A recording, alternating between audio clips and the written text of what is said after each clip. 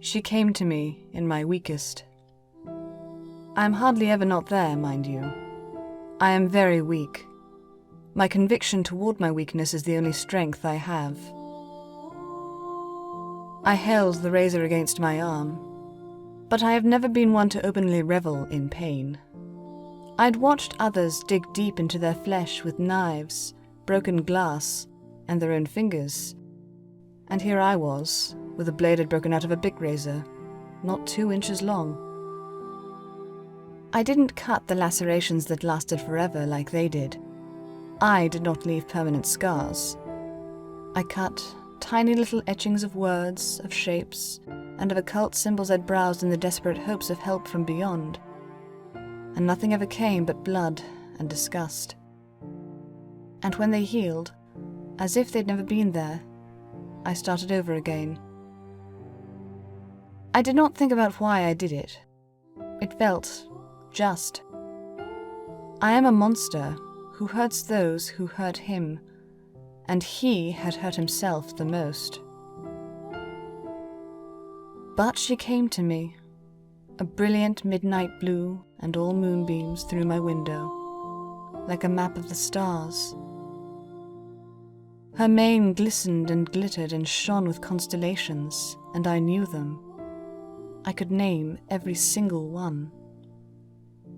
"There's Sagittarius," I said, voice soft. "And that's Cassiopeia." "And this one?" she asked, gesturing to a belt of sparkling dots.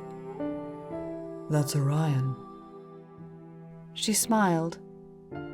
"You know your stars." "When I was young, I wanted to be an astronaut," I confessed.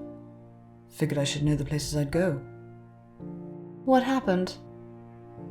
That stung more than any line had cut into my arm.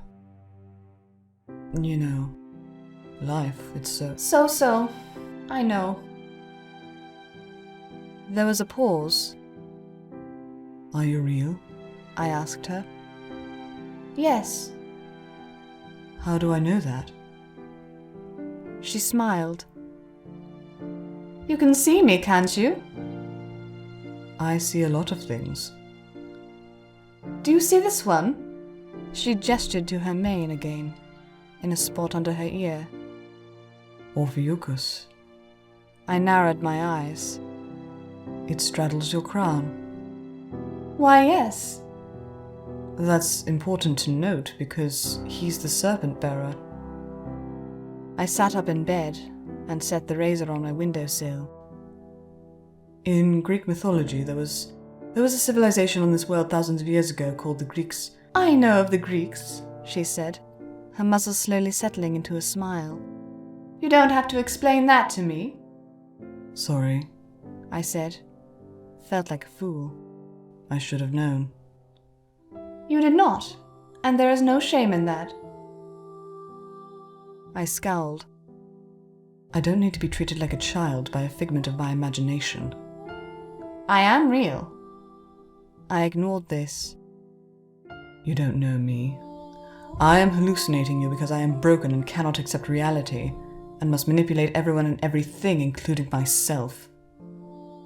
I shook my head, scoffing, and giving the tiniest bit of a grin laden with condescension I hoped matched what I perceived in her tone. "I'm insane. Leave me." "What do you gain?" she asked me, with an earnestness that made me balk, the ingenuine asshole I am, "from treating yourself like that?" "Nothing." I grit my teeth and curled a fist, watching blood bead along the live and wire carved into my forearm. "I do it for fun." "That is not true." The desire to lash my hands out, grab them around her neck, wring it like a soaked rag, overcame me. I did not act on it. "You can if you like," she said. "I will not hate you." "How noble," I spat. "Did you come here just to prove you were above everything?" "No," she said, and she meant it. "Well, it was a waste to try and find anything else." I bit the raw inside of my cheek that never healed. I'm Satan. Leave me alone. She stayed where she was, lounging across my legs, who hid under the blanket like twin trunks fallen in the forest, to never move again. My bed sores ached. "Why do you do this to yourself?" she asked again, and it hurt no less this time. I'm lashing at myself before anyone else can, I snarled, voice saturated with as much viciousness as I could muster. Is that what you wanted to hear?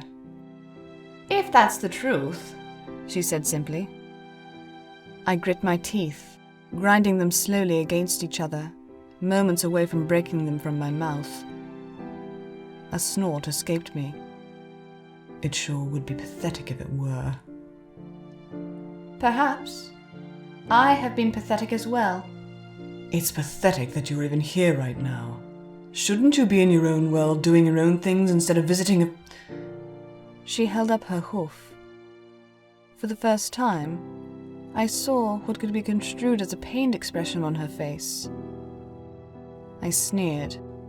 I'd found my way in. Oh, does it bother you that I rightfully call your time wasted on me? Does it pain you that I cannot be anything better than some less than pitiable failure who can only think of fictitious characters meant to entertain children? Does it hurt to know that no matter what you say or do or think or feel, you will never be able to save me, and that any attempt to try and do so will be met with overwhelming vitriol and a complete and utter lack of gratitude for your oh so hard work? She did not look at me. Yes. And why is that, you spineless dream voyeur? I cackled. The hate in my gut, although it might have been hunger I hadn't eaten in 3 days, stirred like the serpent Orpheus held around her crown. Because I've said the same. About myself, no less. And nothing could hurt me more than watching someone suffer as I have. I gaped soundlessly at her, fingers clutching the sides of my sheets. And that is why I am here. And she threw her forelegs around me. And she said nothing more, and held her hooves against my back.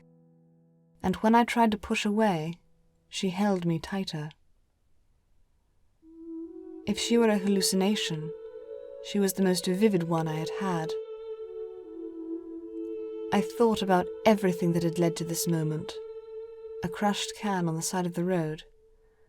And I wanted to explain to her why this was impossible, and why I was crazy, and why it should all go away.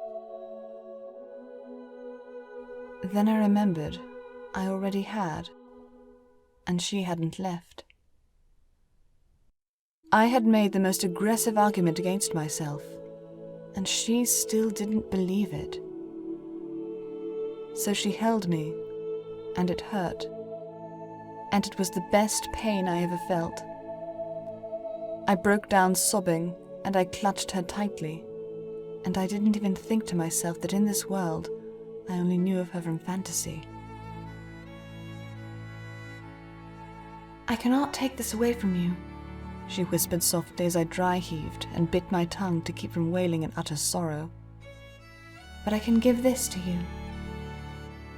I fell asleep in her hooves, so warm, and something I had never felt, and dreamt I was a swan across the water, unbound and energized, dipping wings to glide glass ponds, and soaring higher than the highest heavens. And when I woke up, she was gone, moon dust across my blanket, and I decided not to kill myself that day. Maybe tonight she'd come back. And if she didn't, that'd be all right, because there were others who needed her. I was not alone. We were not alone, no matter how hard we had tried to make it that way. Even though I would have loved to have her here, I did not need her. She could be proud of me for that.